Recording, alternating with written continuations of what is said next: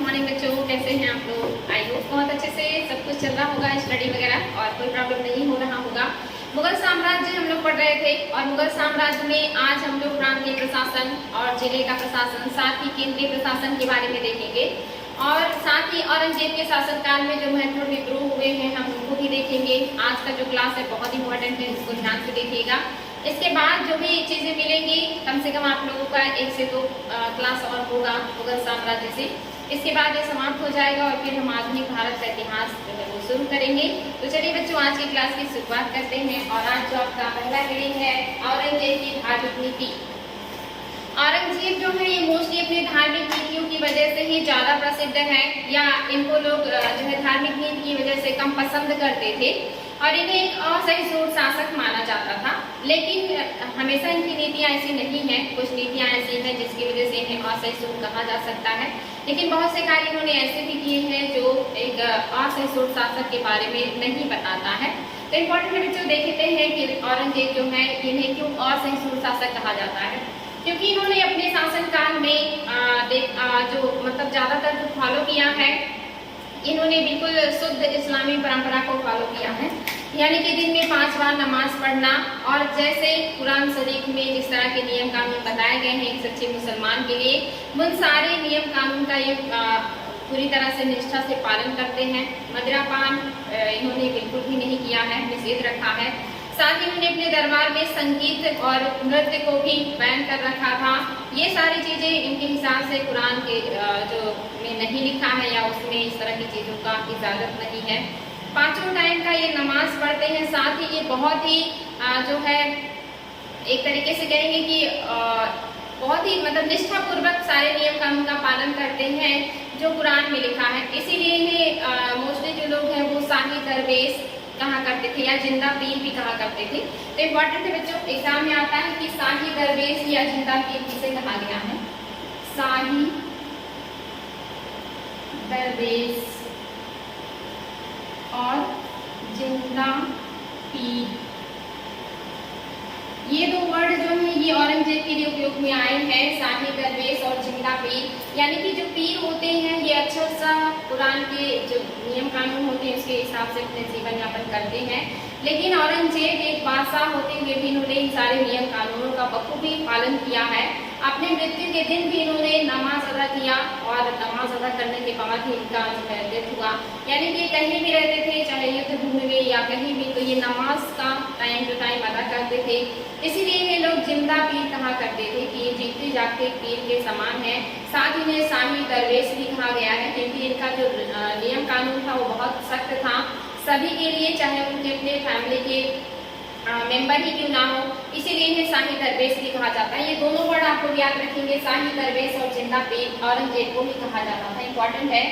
औरंगजेब ने जब ये शासक बने तो इन्होंने जो मथुरा का केशव मंदिर था उसे तुड़वा दिया था। मथुरा का जो केशव मंदिर है इसे वीर सिंह बुंदेला ने बनवाया था, जिन्होंने अबुल फजल की हत्या की थी। उसके बदले में जहांगीर ने उन्हें बहुत सारे पुरस्कार और आर्थिक जो है पैसे या कहिए कि फायदा भी दिया था।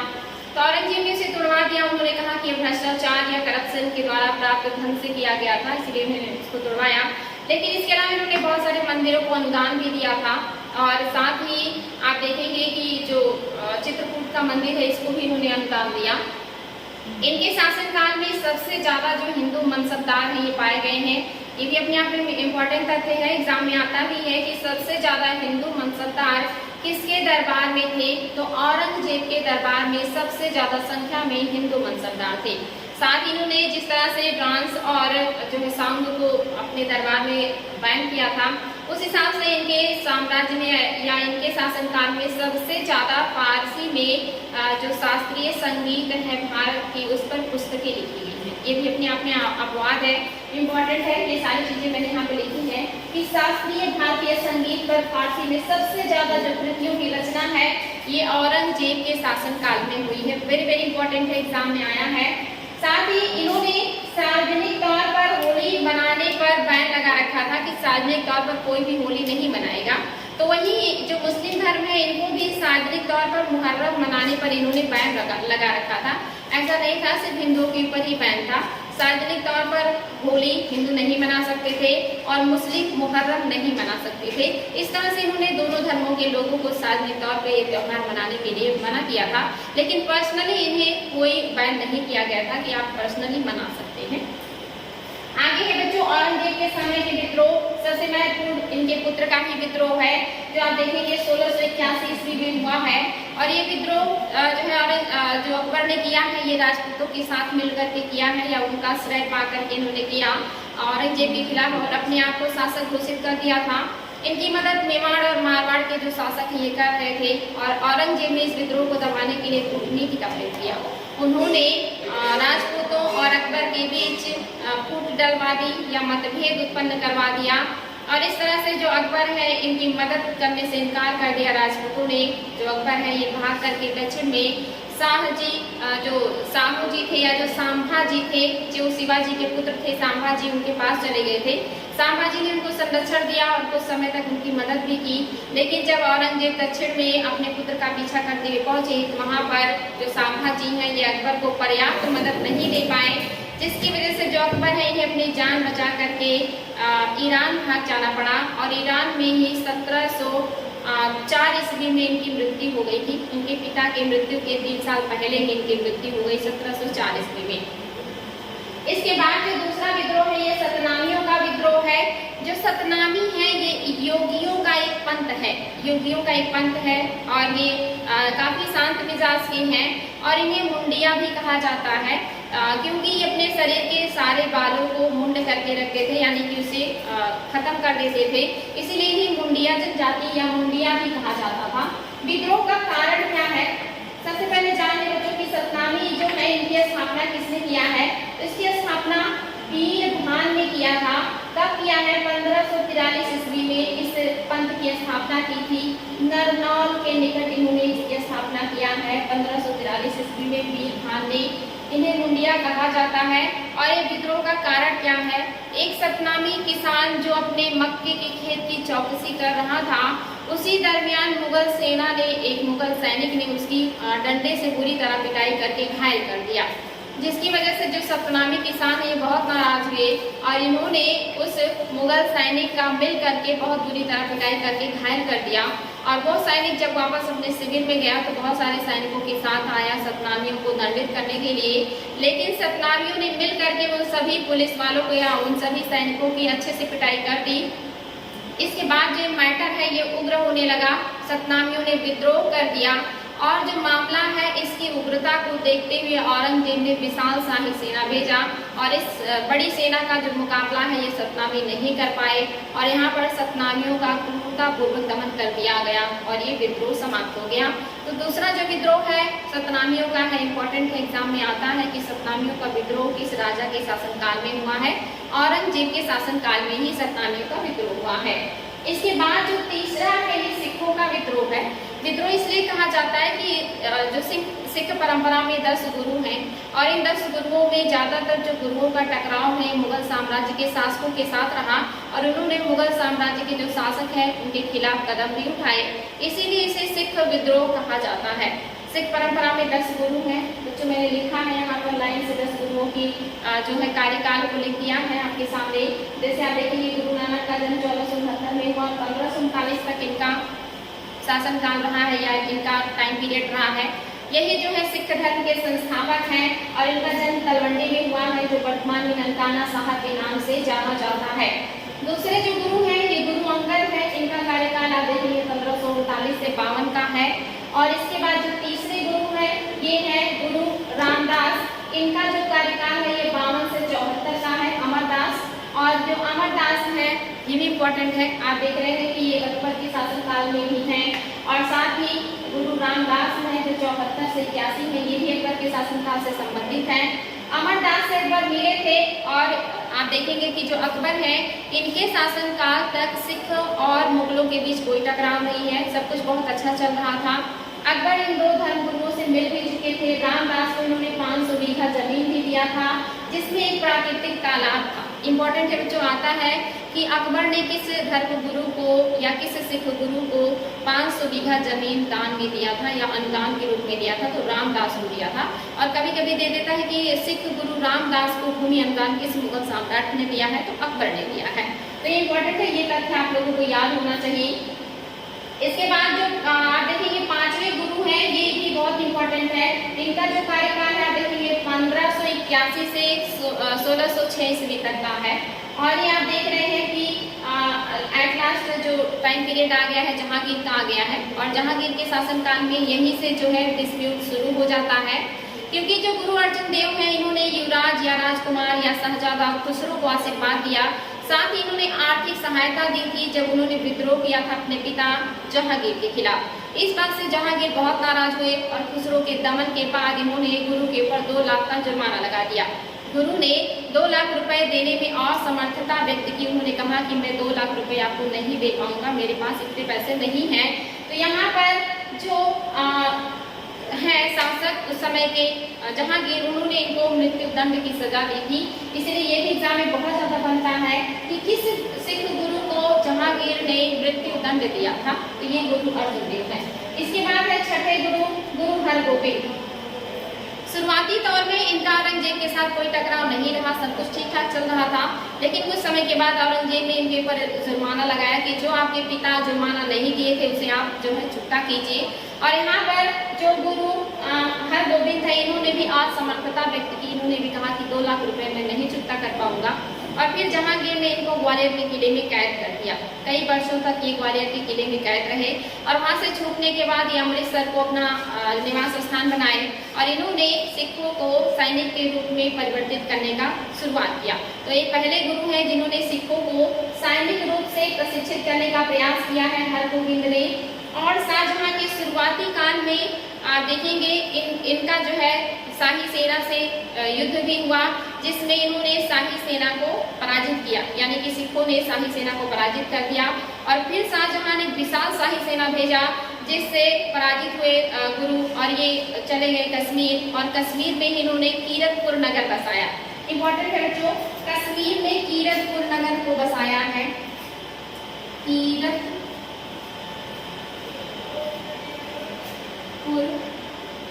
नगर बसाया था गुरु हरगोबिंद ने ही कीरतपुर नगर बसाया है कश्मीर में। और कश्मीर में ही आप देखेंगे 1645 में इनकी मृत्यु हो गई थी। इसके बाद का टाइम पीरियड उन्होंने वहीं पे व्यतीत किया था, वहीं पर इनकी मृत्यु हो गई थी।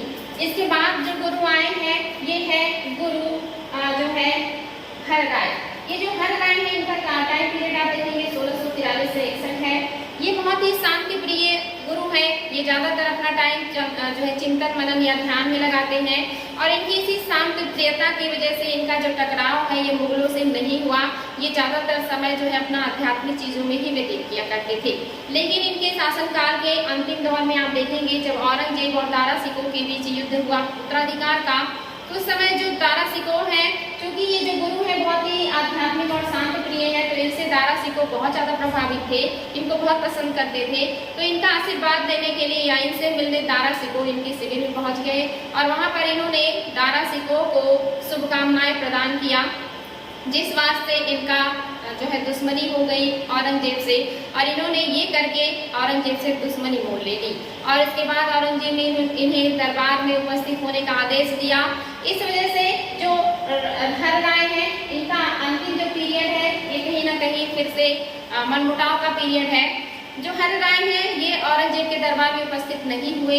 इन्होंने अपने पुत्र राम राय को, जो अभी 14 वर्ष के थे, राम राय, पुत्र राम राय जो कि 14 वर्ष के थे, इनको भेज दिया औरंगजेब के दरबार में कि आप जाएं, देखें शासक क्यों बुला रहे हैं। और जो राम राय है जब ये औरंगजेब से मिलने दरबार में पहुंचे तो इन्हें औरंगजेब ने अपना संरक्षण दिया और इन्होंने औरंगजेब का जो संरक्षण है उसे स्वीकार कर लिया, जो अभी तक के धर्म गुरुओं को बिल्कुल पसंद नहीं था। और ये वापस अपने पिता के पास नहीं गए, औरंगजेब के दरबार में ही रह गए। इसके बाद आप देखेंगे कि जो हरराय है इनके मृत्यु के बाद हरकिशन जो है ये शासक या इनके उत्तराधिकारी बने और हरकिशन और जो राम राय है दोनों लोग भाई हैं, यानी कि ये हरराय के दो पुत्र हैं। और जब हरकिशन को गुरु बनाया गया तो यहाँ पर विरोध शुरू कर दिया राम राय ने। इन्होंने कहा कि सिख परंपरा के अनुसार मुझे सिख गुरु बनना चाहिए और यहाँ पर उत्तराधिकार का जो है युद्ध शुरू हुआ। औरंगजेब ने इस मैटर को सुलझाने के लिए हरकिशन को दरबार में बुलाया कि आप दरबार में उपस्थित हो और इस मैटर को सुलझाया जाए कि जो गुरु है वो कौन बनेगा। लेकिन जो गुरु किशन है ये दिल्ली दरबार पहुंचने से पहले ही रास्ते में चेचक की वजह से इनकी मृत्यु हो गई और ये जो उत्तराधिकार का प्रश्न था ये सॉल्व नहीं हुआ। अंत में जो औरंगजेब है उन्होंने गुरु राम राय को देहरादून के पास एक बड़ी जागीर दे दी, इनको प्रसन्न करने के लिए बड़ी जागीर दे दी, जहां पर राम राय ने अपना गुरुद्वारा बनाया और वहीं से ये अपना कार्य करने लगे थे। इसके बाद जो है आए हैं, आप देखेंगे नेक्स्ट जो गुरु हैं ये है तेग बहादुर। और तेग बहादुर के शासनकाल में प्रत्यक्ष जो है लड़ाई शुरू हो गया मुगलों के साथ, क्योंकि जो तेग बहादुर है इनको फांसी की सजा सुनाई थी औरंगजेब ने और इनको फांसी का दंड देने के बाद ये जो मैटर है ये बहुत ज्यादा बढ़ गया था, क्योंकि जो तेग बहादुर हैं ये औरंगजेब की नीतियों का आलोचना करते थे और इनके खिलाफ लोगों को भड़काते थे, जिसकी वजह से इनकी लोकप्रियता बढ़ती जा रही थी और औरंगजेब जो है इस बात से नाराज हुए और इन्होंने तेग बहादुर को पकड़ करके दरबार में बुलाया और इनके ऊपर जबरन मुस्लिम धर्म या इस्लाम धर्म स्वीकार करने का दबाव डाला। लेकिन जो गुरु तेग बहादुर हैं इन्होंने इस्लाम धर्म कबूल करने से मना कर दिया और इस वजह से औरंगजेब ने इनको फांसी या मृत्यु दंड की सजा दी थी और यहाँ से सिखों का प्रत्यक्ष टकराव शुरू हो जाता है। इसके बाद जो आखिरी और 10वें गुरु हैं इनका टाइम पीरियड आप देखेंगे 1675 से 1706 ईस्वी है, 1708 ईस्वी है, जो ये 8 है, ध्यान देंगे। ये जो हरगोविंद है इन्होंने अपने आप को सच्चा पातशाह घोषित किया था। इंपॉर्टेंट है ये वर्ड कि सच्चा पातशाह अपने आप को किस गुरु ने घोषित किया है, तो गुरु हरगोविंद ने घोषित किया है। साथ ही इन्होंने सिखों को सैन्य रूप में प्रशिक्षित करने का काम किया। इन्होंने ही सिखों को पूरी तरह से सैनिक रूप में परिवर्तित कर दिया था और इन्होंने ही वेरी इंपॉर्टेंट 1699 में खालसा की स्थापना की थी। एग्जाम में बहुत ज्यादा आता है। इनका जो केंद्र था ये आनंदपुर था, इन्होंने आनंदपुर को अपना केंद्र बनाया।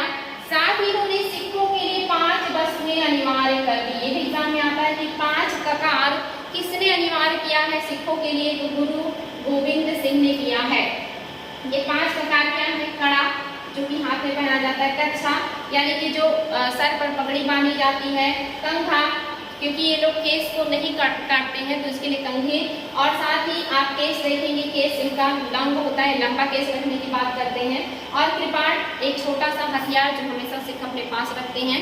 ये 5 चीजें उन्होंने अनिवार्य कर दिया कि सिख ये 5 चीजें जरूर रखेंगे अपने पास। आगे चल करके इन्होंने क्या किया है, जो पहाड़ी क्षेत्रों के छोटे छोटे स्थानीय शासक हैं उन सब के ऊपर आक्रमण करके उनको हराना शुरू किया और उन क्षेत्रों पर अपना एक तरीके से क्षेत्र विस्तार करना शुरू किया। इन शासकों ने इस बात की शिकायत औरंगजेब से कर दी और औरंगजेब इनसे काफी नाराज हुए और उन्होंने शाही सेना भेजा गुरु हरगोविंद के खिलाफ, और यहाँ पर गुरु गोविंद सिंह के 4 पुत्र इस युद्ध में मारे गए। शाही सेना से लड़ते हुए गुरु गोविंद सिंह के 4 पुत्र मारे गए। गुरु गोविंद वहां से बच निकले। आगे चलकर के इन्होंने औरंगजेब से संधि वार्ता में उन्हें पत्र लिखा फारसी में, जिसको कहा जाता है जफरनामा। एग्जाम में कभी आए कि जफरनामा क्या है, तो ये फारसी में लिखा गया पत्र है जो शांति वार्ता के लिए औरंगजेब के नाम लिखा है गुरु गोविंद सिंह ने। वेरी इंपॉर्टेंट है बच्चों, ध्यान देंगे। औरंगजेब ने इस जफरनामा पत्र को पढ़ करके बहुत प्रभावित हुए और इन्होंने जो है गुरु गोविंद सिंह को अपनी सेवा में उपस्थित होने का आदेश दिया। लेकिन उस समय जो औरंगजेब है ये दक्षिण में थे और जब ये दिल्ली लौट रहे थे तो रास्ते में ही 1707 ईस्वी में औरंगजेब की मृत्यु हो गई और ये जो मुलाकात थी ये हो नहीं पाई।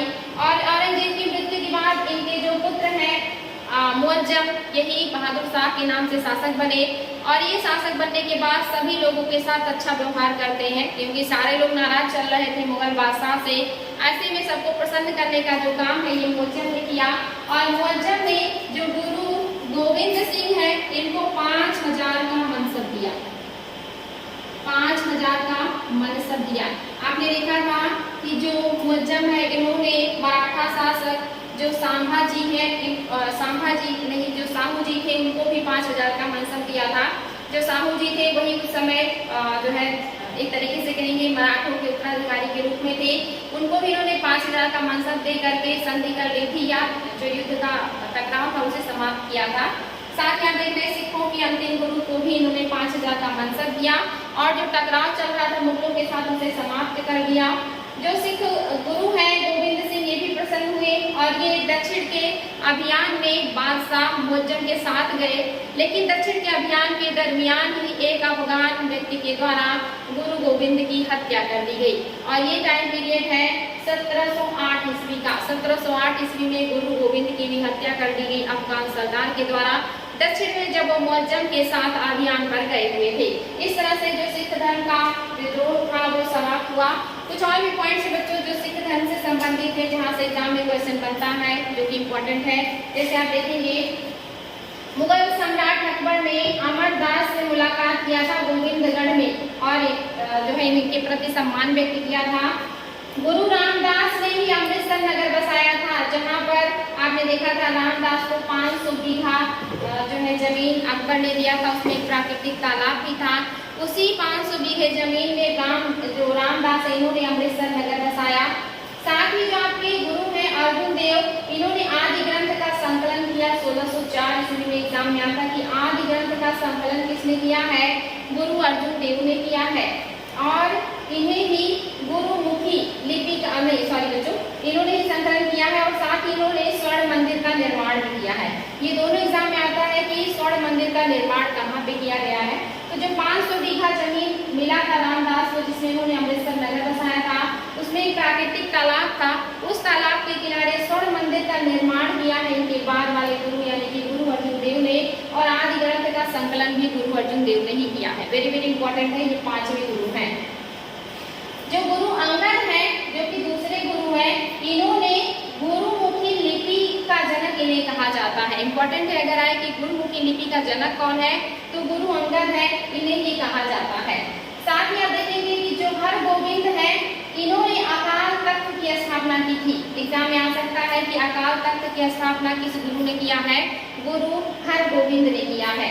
और अकबर ने अमरदास की पुत्री जिनका नाम था बीबी भानी, बीबी भानी को कई गांव दान में दिए थे। भी इम्पोर्टेंट है, अमरदास की पुत्री बीबी भानी को अकबर ने कई गांव दान में दिए थे। तो ये महत्वपूर्ण पॉइंट है बच्चों, जो आप लोगों को सिख धर्म से संबंधित जानकारी जिसको रखना है, जहाँ से एग्जाम में क्वेश्चन बनते हैं। अब हम देखेंगे अति महत्वपूर्ण टॉपिक जो कि केंद्रीय प्रशासन है, मुगल साम्राज्य का केंद्रीय प्रशासन और उससे संबंधित विभाग और साथ ही अधिकारी। इसमें जो पहला है अधिकारी, ये है वकील। बादशाह के बाद साम्राज्य का दूसरा सबसे महत्वपूर्ण अधिकारी, जिसके पास सबसे ज्यादा पावर है और केंद्रीय स्तर के सभी विभागों का कंट्रोल इसी के हाथ में होता था, जिसको वकील कहा जाता था। आप देखेंगे कभी कभी वकील और जो वजीर और दीवान है, ये तीनों पद को संयुक्त करके एक ही व्यक्ति को दे दिया जाता था। लेकिन जब वो बहुत ज्यादा शक्तिशाली या महत्वाकांक्षी होने लगता था, तो ऐसे में इस पद को तोड़ करके अलग अलग कर दिया जाता था। तो जो वकील है, ये सम्राट के बाद दूसरा सबसे महत्वपूर्ण अधिकारी है। और जो आपका दूसरा अधिकारी है, ये है वजीर, या इसी को दीवान भी कहा जाता है। वजीर और दीवान ये भी बहुत ही शक्तिशाली, एक तरीके से कहेंगे दूसरा सबसे महत्वपूर्ण अधिकारी जो सबसे शक्तिशाली है। और इसमें आप देखेंगे कि जो वजीर है ये दो तरह के हैं, एक है वजीर ए तफवीज और दूसरा है वजीर ए तनफीज। जो वजीर ए तफवीज है, ये सबसे शक्तिशाली वजीर है। ये इतना शक्तिशाली है कि अगर ये शासक के द्वारा नियुक्त कोई व्यक्ति है और वजीर को लगता है कि इसकी नियुक्ति नहीं होनी चाहिए या ये योग्य नहीं है, तो बिना शासक की पूर्व सूचना के ही वो उसे पदस्थ कर सकता है। साथ ही बिना शासक को सूचना दिए वो किसी व्यक्ति को नियुक्त भी कर सकता है। इतना ज्यादा पावर जो है इस तरह के वजीर को मिला हुआ है, यानी कि निलंबित भी कर सकता है, नियुक्त भी कर सकता है बिना पूर्व सूचना के शासक को। साथ ही ये जितना भी मुकदमों का निर्णय होता है जो कि केंद्रीय स्तर पर होता है, उसको भी देख सकता है। इसके अलावा ये अपना उत्तराधिकारी तो नियुक्त नहीं कर सकता और ना ही अधिकारियों का स्थानांतरण कर सकता है। यानी कि जो वजीर है ये अधिकारियों का स्थानांतरण नहीं कर सकता और ना ही अपना कोई उत्तराधिकारी नियुक्त कर सकता है, लेकिन ये बाकी लोगों की नियुक्ति और निलंबन का इसके पास पूरा अधिकार है। साथ ही मुकदमों का निर्णय भी यही करेगा और जो केंद्र का प्रशासन होगा इन सभी पर नियंत्रण करने का काम वजीर या दीवान का होता था।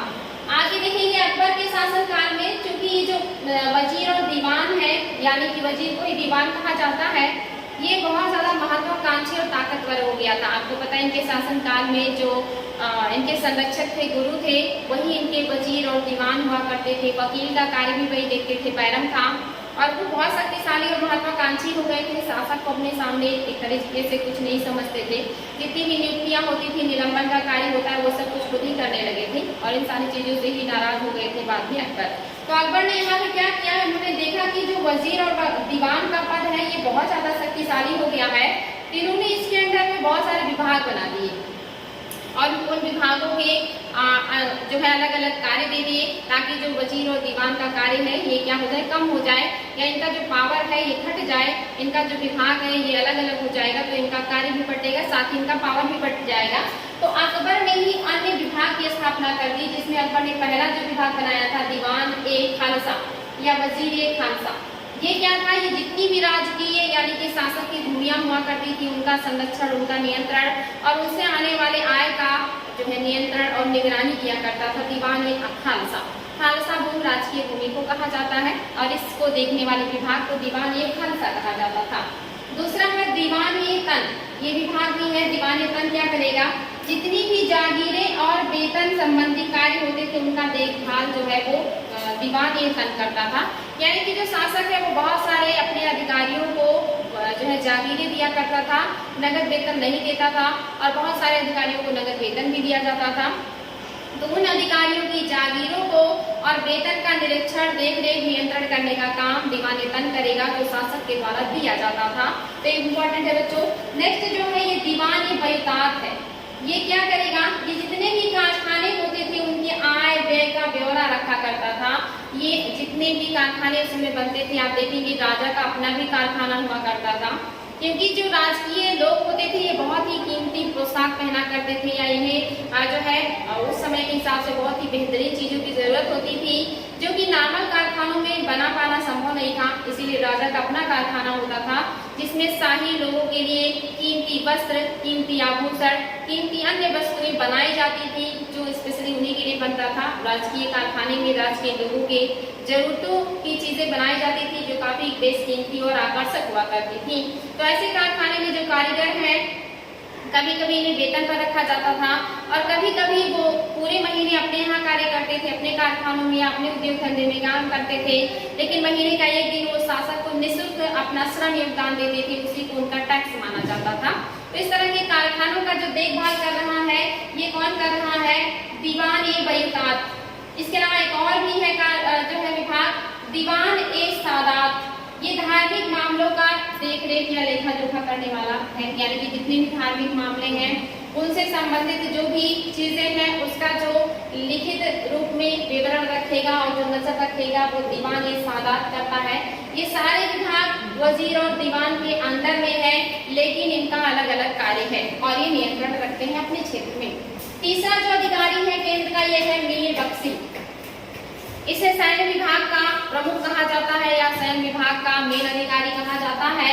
और इस जो सैन्य विभाग है इसमें जितने भी सेना में भर्ती होने वाले लोग हैं ये उन सबका निरीक्षण करेगा कि कौन सेना में भर्ती होगा, उसका क्या क्वालिफिकेशन होगा, उसे जो है सेना का वस्त्र, घोड़े, हाथी, वेतन, उसके लिए खाने पीने की व्यवस्था, ये सारी चीजें कौन करेगा या किसके अंडर में होगा, मीर बख्शी के अंडर में होगा।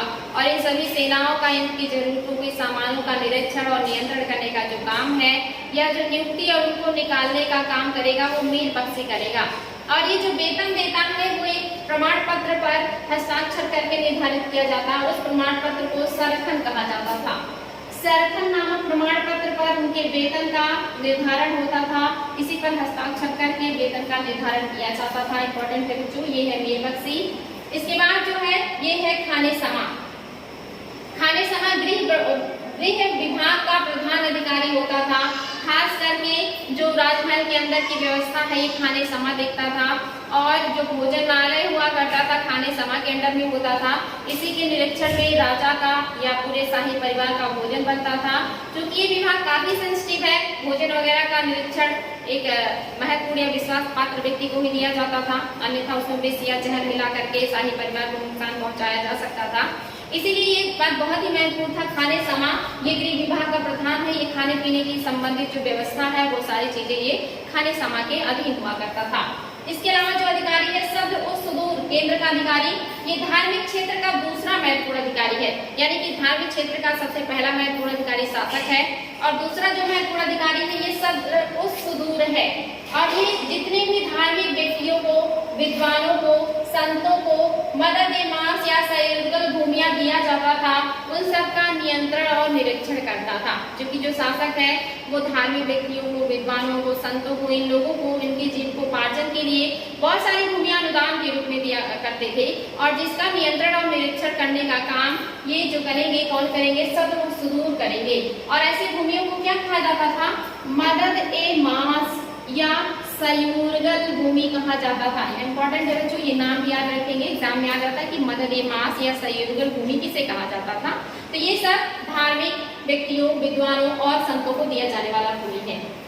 नेक्स्ट जो है विभाग काजी उल कुजात, इसे न्याय विभाग का अधिकारी कहा जाता है, या न्याय विभाग का दूसरा महत्वपूर्ण अधिकारी, पहला तो शासक है, दूसरा महत्वपूर्ण अधिकारी जो है ये काजी उल कुजात है। जैसे वर्तमान में सुप्रीम कोर्ट का मुख्य न्यायाधीश होता है, वैसे उस समय काजी उल कुजात हुआ करता था, और इसके ऊपर उस समय राजा होता था, और वर्तमान में राष्ट्रपति है। तो इम्पोर्टेंट है बच्चों, बहुत कम ही निर्णय राजा तक पहुंचता है, ज्यादातर जो निर्णय है ये काजी उल कुजात तक जाते जाते समाप्त हो जाते थे। बहुत कम जो है वो राजा के दरबार तक पहुंच पाते थे। तो जो काजी उल कुजात है ये प्रमुख न्यायाधीश है, और इसकी मदद के लिए और भी बहुत सारे काजी हैं। काजी उल कुजात राजा की भी मदद करता है न्याय करने में, क्योंकि अगर राजा को न्याय करना है तो उसे सहयोगियों की जरूरत पड़ेगी। तो जो प्रमुख काजी है ये राजा की मदद भी करता था न्याय में। साथ ही किसी फैसले में अगर राजा उनकी जो है एक तरीके से कहे सलाह लेना चाहे तो वो राजा को सलाह भी देते थे। जैसे वर्तमान में राष्ट्रपति को सलाह उच्च न्यायालय का प्रमुख न्यायाधीश देते हैं, वैसे जो काजी उल कुजात है ये निर्णयों में भी मदद करते हैं, साथ ही राजा को सलाह भी देते हैं, और ये राजा के नीचे के सबसे महत्वपूर्ण न्यायाधीश है। और इनकी मदद के लिए अन्य काजी या मुफ्ती हुआ करते थे जो इनकी सहायता करते थे। तो राजा का क्या करेंगे? मदद करेंगे न्याय में और सलाह देंगे। काजी की सहायता के लिए मुफ्ती हुआ करते थे, और जो मुफ्ती है ये कानून की व्याख्याकार हुआ करते थे। जैसे वर्तमान है कानून की व्याख्या कौन करता है? तो जो भी वकील होते हैं वो कानून की व्याख्या करते हैं जज के सामने। अगर कोई भी जाता है तो उसे किस आधार पर सजा दिया जाए और किस आधार पर उसे छोड़ देना चाहिए, इस तरह की जो व्याख्या है वकील किया करते हैं। और जो मुख्य न्यायाधीश होते हैं उनके अंडर में भी वर्तमान में 34 न्यायाधीश हुआ करते हैं। टोटल 35 न्यायाधीश आपके सर्वोच्च न्यायालय में हैं। तो उसी तरह से उस समय मुख्य काजी होता था, उसकी सहायता मुफ्ती किया करते थे, और ये काजी राजा की सहायता करता था न्याय में, और जब भी राजा को सलाह देना होता था तो उसमें ये सर्वोच्च न्यायाधीश हुआ करता था। हालांकि इसके ऊपर जो राजा है सबसे उच्च न्यायाधीश माने जाते थे। नेक्स्ट जो है अधिकारी ये है मोहतसिब, आचरण निरीक्षण विभाग का अधिकारी, यानी कि जो जनता है, जो लोग हैं, उनका आचरण कैसा है। कहीं ऐसा तो नहीं कि साम्राज्य में लोग चोरी करना ज्यादा जो है चोरी की घटना बढ़ रही है, लोग झूठ बोलते हो, लोग भ्रष्टाचार करप्शन उनके अंतर्गत आ गया हो।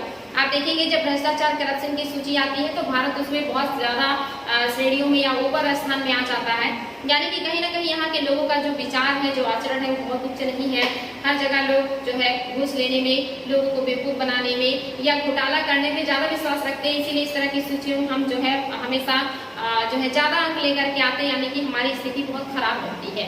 तो यहाँ पे इसके लिए भी अधिकारी राजा बनाते थे कि देखिए हमारे जनता का आचरण कैसा है, वो अजनबियों के साथ या दूसरों लोगों के साथ कैसा व्यवहार करते हैं, क्या उनकी सोच, उनका जो आचरण है वो अच्छा नहीं है, क्या उच्च कोटि का नहीं है। तो ऐसी चीजों का नियंत्रण और निरीक्षण करने के लिए एक अधिकारी बनाया जाता था जिसे कहा जाता था मुहतसिब। इसके अलावा जो अधिकारी है ये है अमीर ए आतिश। ये आप देखेंगे 8वें नंबर का अधिकारी है अमीर ए आतिश। इसे दरोगा या तोपखाना भी कहा जाता है, यानी कि जिसके अंडर में तोपखाना विभाग होगा उसे अमीर ए आतिश कहा जाता था। ये बारूद विभाग से संबंधित है। आतिश मीन्स होता है कि आप जब पटाखे फोड़ते हैं उसे आतिशबाजी कहते हैं। तो उससे आप गेस लगा सकते हैं कि ये तोपखाना या बारूद विभाग का प्रधान अधिकारी अधिकारी है और इन सब का देख रेख जो है अमीर ए आतिश करता है। नेक्स्ट है दरोगा ए डाक चौकी। दरोगा ए डाक चौकी ये डाक विभाग को भी देखता है, साथ ही गुप्तचर विभाग भी इसी के अंडर में है, यानी कि संदेश को जो डाक के द्वारा यहाँ से वहाँ भिजवाया जाता है वो भी इसके कंट्रोल में है। साथ ही जो साम्राज्य के अन्य क्षेत्रों से गुप्तचरों के द्वारा सूचनाएं पहुंचाई जाती है डाक चौकियों पर, उसे राजा तक पहुंचाने का जो कार्य है वो दरोगा ये डाक चौकी या गुप्तचर विभाग या कहिए कि जो डाक विभाग है ये सारी चीजें देखेंगे। और इन दरोगा ये डाक चौकियों की सहायता कौन करता है? वकिया नवीस करता है, खुफिया नवीस करता है और हर कार्य करते हैं। ये दरोगा ये डाक चौकी के अंडर कार्य करने वाले गुप्तचर विभाग है या अधिकारी हैं। वकिया नवीस, खुफिया नवीस और हरकारी, ये सभी लोग साम्राज्य के विभिन्न क्षेत्रों से, जैसे वकिया नवीस जो है प्रांतों का गुप्तचर है और जो हरकारी हैं ये और छोटे स्तर के गुप्तचर है जो प्रांतों में पहुंचाएंगे खबर और प्रांतों से फिर केंद्र में गुप्तचर जो है अपनी सूचना पहुंचाएगा, वो वकिया नवीस होगा और उस सूचना को दरोगा ये डाक चौकी सुल्तान तक पहुंचाएगा।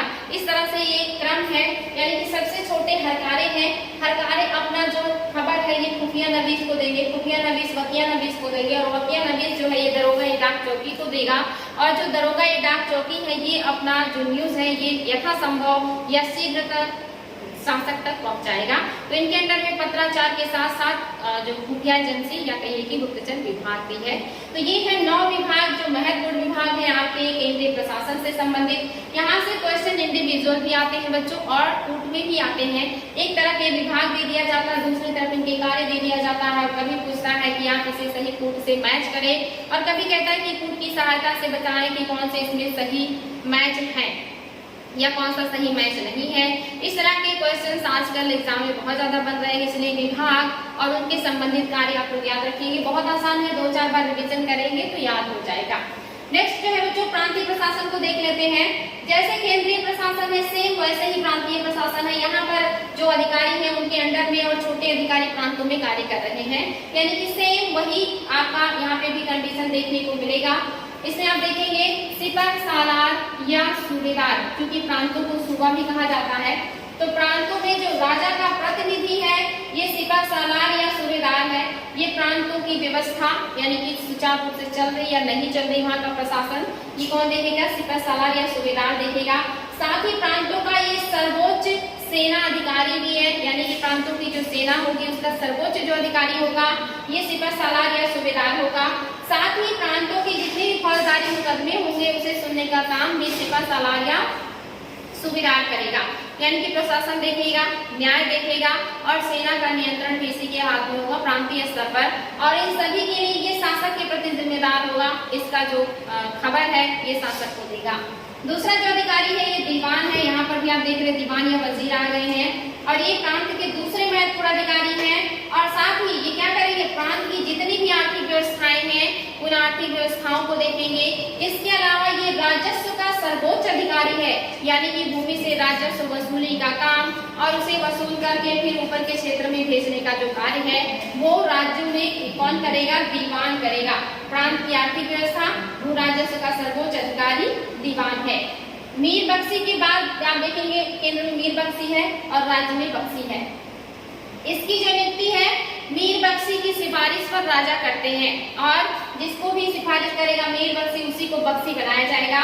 और ये क्या है? प्रांतों की सैन्य व्यवस्था का प्रभारी है, यानी कि प्रांतों में जो सैन्य व्यवस्था होगा उसका जो प्रभारी है या जो अधिकारी है वो कौन है? बख्शी है।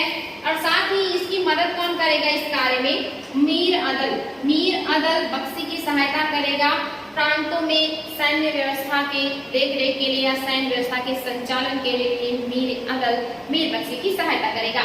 नेक्स्ट है सद्र। आपने देखा था यहाँ पे सद्र सुदूर है और यहाँ पर सद्र है। यहाँ पे क्या करेंगे? जितने भी प्रांतों में उच्च कोटि के विद्वान व पवित्र आचरण, मतलब ये क्या उच्च कोटि का विद्वान होता है। पहले नंबर की इसकी क्वालिफिकेशन क्या है सद्र का? ये उच्च कोटि का विद्वान होगा, इसके बहुत अच्छा नॉलेज होना चाहिए। साथ ही इसका जो आचरण है ये पवित्र होना चाहिए, यानी कि न्यायाधीश एक तरीके से जो उच्च न्यायालय का न्यायाधीश है उसका क्वालिफिकेशन सद्र के अंदर होना चाहिए, जो राज्य का या प्रांतों का सत्र हो, विद्वान हो और इसका आचरण जो है वो उच्च हो, यानी कि इसके अंदर भ्रष्टाचार करप्शन ना हो और इसकी जो सोच विचार है वो बहुत अच्छा हो। ये क्या करेगा, जो कार्य केंद्र में सद्र सुदूर करता वही कार्य प्रांतों में सद्र करेगा। जितने भी धार्मिक संस्थाओं को, संतों को, विद्वानों को भूमियां प्रदान की जाती है उन सभी भूमियों का निरीक्षण नियंत्रण करने का जो काम है ये सद्र करेगा प्रांतों में। काजी ए सूबा, वहाँ पे काजी रुकुजात है, यहाँ पे काजी ए सूबा है, यानी कि दीवानी और फौजदारी दोनों मामलों को सुन सकता है काजी ए सूबा प्रांतों में। साथ ही ये इन सबका निर्णय का अधिकार है इसे। और इसकी सहायता के लिए कौन कौन है, इसकी सहायता करेंगे मीर अदल। आपने देखा था मीर अदल बक्से की भी सहायता करे क्योंकि सैन्य विभाग के अधिकारी भी हैं। और इसके अलावा मुफ्ती जो कानून की व्याख्या क्या है वो भी मदद करेंगे। साथ ही काजी जो छोटे स्तर के काजी हैं वो भी काजी सूबा की मदद करेंगे। इसके अलावा मुहतसिब जो आचरण विभाग का अधिकारी है ये भी मदद करेगा। और दरोगा ये अदल, यानी कि दरोगा ये डाक चौकी की तरह दरोगा ये अदल है जो कि खबर को, न्यूज को पहुंचाएगा, इनको देगा। जब भी ये कोई निर्णय लेने में इनको प्रॉब्लम होगी तो ये सारे अधिकारी अपने अपने विभाग से संबंधित जो जानकारी है ये काजी ये सूबा को देंगे ताकि वो कोई भी निर्णय अच्छे से कर पाए। तो प्रांतों में काजी ये सूबा जो है ये महत्वपूर्ण न्यायाधीश है, ये फौजदारी दीवानी दोनों मुकदमों की सुनवाई करेगा। और इसकी मदद जितने भी महत्वपूर्ण अधिकारी हैं, सैन्य विभाग, गुप्तचर विभाग या न्याय विभाग या देखेंगे आचरण विभाग, ये सारे लोग मदद करेंगे काजी ये सूबा की महत्वपूर्ण निर्णय लेने में। वेरी वेरी इंपॉर्टेंट है बच्चों। नेक्स्ट है कोतवाल। जो कोतवाल है ये दरोगा ए, जो आप देख रहे थे दरोगा ए डाक चौक नहीं, दरोगा ए आप देखें अमीर ए आतिश, जो अमीर ए आतिश है इसी के अंदर या इसी से छोटा विभाग है जिसको कहा जाता है कोतवाल। इसकी नियुक्ति मीर ए आतिश के जो है रिक्वेस्ट पर या उसी के सुझाव पर किया जाता है। और यहाँ पे आप देखेंगे प्रांतों के मुख्यालयों में नियुक्त अधिकारी होता है। साथ ही ये नगर में पुलिस और का प्रधान है और इसके प्रधान के रूप में कार्य करता है। यानी कि ये प्रांतों का जो मुख्यालय है वहां पर ये नियुक्त होगा और ये नगर में पुलिस प्रधान के रूप में भी कार्य करेगा दरोगा। यानी कि आज भी यह कोतवाल दरोगा इस तरह के लोग होते हैं। तो मोस्टली दरोगा जो है ये आप देखेंगे जिले स्तर पर होते हैं और जो कोतवाल हैं ये भी जिले स्तर पर होते हैं। लेकिन यहाँ पे प्रांतों में जो है ये कोतवाल है जो जिले के प्रशासन को और जिले के सारे चीजों का नियंत्रण करेंगे। वेरी वेरी इंपॉर्टेंट है बच्चों, ध्यान देंगे। नेक्स्ट जो है ये वकिया नवीस है। वकिया नवीस मतलब जो प्रांतों में गुप्तचर विभाग का प्रधान है वकिया नवीस। आपने देखा था यहाँ पे वकिया नवीस है, ये अपना खबर पहुंचाता है दरोगा या डाक चौकी को। ये प्रांतीय स्तर का गुप्तचर विभाग का प्रधान है वकिया नवीस। ये क्या करेगा, ये जो है प्रायः मीर बख्शी ही वकिया नवीस का कार्य किया करता है। यानी कि प्रायः जो मीर बख्शी है एक तरीके से कहेंगे सैन्य विभाग का जो प्रधान है वही ज्यादातर क्या करता है, वकिया नवीस का कार्य किया करता है। तथा यह सुल्तान को सूचना देने का काम करता है और इसकी मदद हर कार्य किया करते हैं। यानी कि छोटे छोटे जो गुप्तचर हैं वो अपनी जो सूचना है वकिया नवीस को देंगे और वकिया नवीस इस सूचना को केंद्र में राजा तक पहुंचाने का कार्य करेगा। इसके बाद का जो विभाग है ये मीर बहर। ये नया विभाग है आप लोगों के लिए, मीर बहर। जो मीर बहर है ये सैनिकों के लिए जैसे सेना है वही जा रही है उसे नदी पार करना है तो नदी पार करने के लिए सैनिकों के लिए पुल का निर्माण करेगा। ये पुल बनाएगा सैनिकों के लिए। साथ ही बंदरगाहों, नदियों की चुंगी की व्यवस्था भी यही करेगा कि बंदरगाहों और नदियों पर कितनी चुंगी लगेगी और वहां से वसूल करने का काम और उसको ले जाकर के राजकोष में जमा करने का जो काम है ये मीर ये बहर करेगा। ये तो था बच्चों आप लोगों का प्रांतीय प्रशासन। आपने केंद्र देखा, सेम टू सेम आपका प्रांतीय प्रशासन है और उसी से फिर छोटे स्तर पर जिले का प्रशासन है। जिले के प्रशासन को भी हम देख लेते हैं। इसमें जो मेन अधिकारी है जो प्रशासन देखेगा, जो शांति स्थापित करेगा ये सिकदार है। आपने यहाँ देखा सिपह सालार है, सूबेदार है। उनसे छोटे स्तर पर जिले में या जिले को परगना कहा जाता था, ये परगने का प्रशासन देखेंगे। साथ ही फौजदारी मुकदमे का निपटारा भी करेंगे और भू राजस्व वसूली में अमीर की मदद करेंगे। ये जो सिकदार है ये जिले में 3 काम करेंगे। एक तो शांति व्यवस्था स्थापित करेंगे, प्रशासन को देखेंगे जिले का, साथ ही ये फौजदारी मुकदमों का निर्णय भी करेंगे जिले में। और इसके अलावा जो अमीर है जो भू राजस्व संबंधी अधिकारी है उसका भू राजस्व एकत्र करने में मदद करेंगे। क्योंकि कभी कभी जो लोग हैं वो आसानी से भू राजस्व नहीं देते, ऐसे में मारपीट करने को उतारू हो जाते हैं। तो ऐसे लोगों को कंट्रोल करने के लिए, नियंत्रण करने के लिए जो आप देखेंगे अमीन है, ये मदद लेगा सिकदार का, चूंकि इसके अंडर में फौज होती है। दूसरा जो अधिकारी है अमीन है, ये भू राजस्व से संबंधित अधिकारी है। ये राजस्व का निर्धारण करता है तथा वसूली करता है, यानी कि ये जिले में भू राजस्व का निर्धारण करेगा, उसकी वसूली करेगा। आर्थिक संबंधी जो मैटर है इसी के पास रहेंगे। और जो सिकदार अमीन है एक दूसरे पर आश्रित है। सिकदार जो है अमीन की मदद करेगा भू राजस्व वसूल करने में, और जो अमीन है ये सिकदार की मदद करेगा प्रशासन स्थापित करने में, यानी कि फौजदारी मुकदमों के निर्णय में। वही सारी यहाँ पे मैंने चीजें लिखी हैं बच्चों कि जो सिकदार है ये मदद करेगा अमीन की, और अमीन जो है ये मदद करेगा सिकदार की। दोनों एक दूसरे पर आश्रित अधिकारी है जिले के। नेक्स्ट है कानूनगो। ये जो जिले का कानूनगो अधिकारी है ये क्या करेगा, परगने यानी कि जिले की जो उपज है वो उपज भू राजस्व की जमा एवं बकाया राशि का विवरण इसके साथ होता है, यानी कि इसके पास होता है। यानी कि जो जिले में उपज कितना हो रहा है और जो भू राजस्व है कितना लोगों ने जमा किया है राजकोष में, और कितना भी बकाया है जो लोगों ने जमा नहीं किया है, उन सब का लेखा जोखा या जो विवरण है वो जिले में कोतवाल कानूनगो रखता है। और कानूनगो की जो मदद है ये पटवारी करता है। जो पटवारी है ये गांव का अधिकारी है, ग्राम अधिकारी है, और ये भू राजस्व से संबंधित है। भू राजस्व से संबंधित ये ग्राम का अधिकारी है पटवारी, और पटवारी जो है मदद करेगा जिले का या परगने के जो भू राजस्व का अधिकारी है उसकी। और भू राजस्व अधिकारी जो है वो कौन है, कानूनगो है। जो राजस्व भूमि का उपज कितना है, राजस्व कितना जमा हुआ और कितना बकाया है, इन सब का विवरण कानूनगो के पास रहेगा। नेक्स्ट जो अधिकारी है ये है अमीन, और जो अमीन है ये क्या करेंगे, कृषि भूमि का हिसाब रखेंगे, यानी कि कृषि योग्य भूमिया कितनी है उसका हिसाब अमीन के पास होगा। साथ ही लगान का निर्धारण करेंगे। इसके अलावा कृषकों का पट्टा जो है, कृषकों को जो पट्टा दिया जाता है वो पट्टा देने का कार्य करेंगे, उसका भी लिखित रूप में ये अपने पास रखेंगे।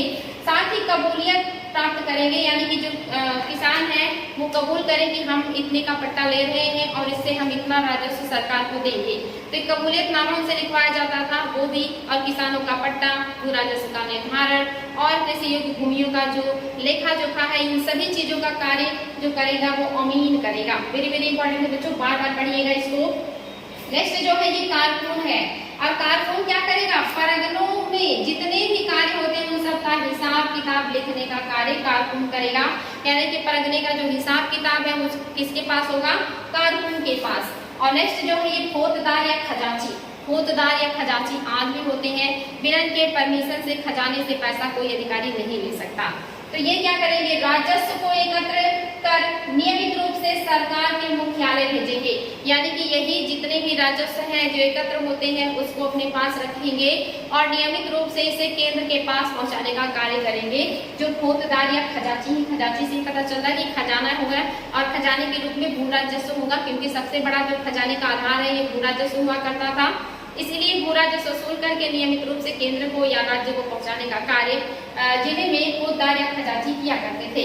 एक और भी इम्पोर्टेंट पॉइंट है बच्चों, ये ध्यान देंगे, एग्जाम में आया भी है, पीसीएस में आया था कि चकला जो है ये किसके बीच का प्रशासनिक इकाई है। तो आप देखेंगे शाहजहां के शासनकाल में परगने तथा सरकार के मध्य एक इकाई थी जिसे चकला कहा जाता था। तो चकला नामक जो इकाई है ये कहाँ है, परगने और सरकार के बीच। और सबसे जो छोटी इकाई है वो होता है आपका ग्राम प्रशासन।